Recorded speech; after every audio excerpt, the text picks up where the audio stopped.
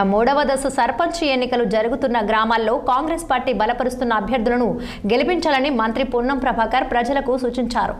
ముఖ్యమంత్రి రేవంత్ రెడ్డి నాయకత్వంలో ప్రతి గ్రామంలో అభివృద్ధి కార్యక్రమాలు అమలవుతున్నాయని పొన్నం తెలిపారు. ప్రస్తుతం అమలులో ఉన్న సంక్షేమ పథకాలు, అభివృద్ధి కార్యక్రమాలు గ్రామ స్థాయి వరకు చేరుతున్నాయని చెప్పారు.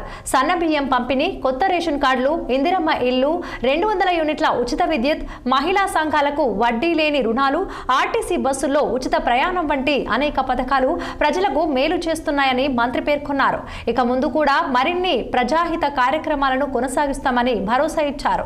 ఈ నేపథ్యంలో మూడవ దశ గ్రామ పంచాయతీ ఎన్నికల్లో కాంగ్రెస్ పార్టీ మద్దతుతో పోటీ చేస్తున్న అభ్యర్థులను గెలిపించాలని మంత్రి పొన్నం ప్రభాకర్ ప్రజలకు విజ్ఞప్తి చేశారు.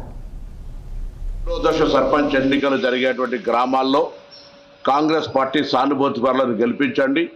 తప్పకుండా తెలంగాణ ప్రజాపాలన ప్రభుత్వం రేవంత్ రెడ్డి గారి నాయకత్వంలో ప్రతి గ్రామంలో అభివృద్ధి కార్యక్రమాలను చేస్తుంది. కాంగ్రెస్ పార్టీకి సంబంధించి ఈరోజు జరుగుతున్న కార్యక్రమాలు అనేకంగా గ్రామ స్థాయి దాకా వస్తున్నటువంటి అంశం మీరు చూస్తూ ఉన్నారు. సన్న బియ్యం కావచ్చు, రేషన్ కార్డు కావచ్చు, ఇందిరమ్మ కావచ్చు, 200 యూనిట్ల కరెంటు ఫ్రీ కావచ్చు, ఉచిత బస్సు కావచ్చు, వడ్డీ లేని రుణాలు కావచ్చు. ఇంకా భవిష్యత్తులో చేపట్టే కార్యక్రమాలకు స్థానిక గ్రామ పంచాయతీ సర్పంచులు కాంగ్రెస్ వాళ్ళైతే ఇంకా అభివృద్ధి చేసే అవకాశం ఉంటుందనేటువంటి మాట మనవిస్తూ తప్పకుండా తెలంగాణ వ్యాప్తంగా మూడో దశ గ్రామ సర్పంచ్ ఎన్నికల్లో కాంగ్రెస్ పార్టీ అభ్యర్థులను గెలిపేమని కోరుతా ఉన్నారు.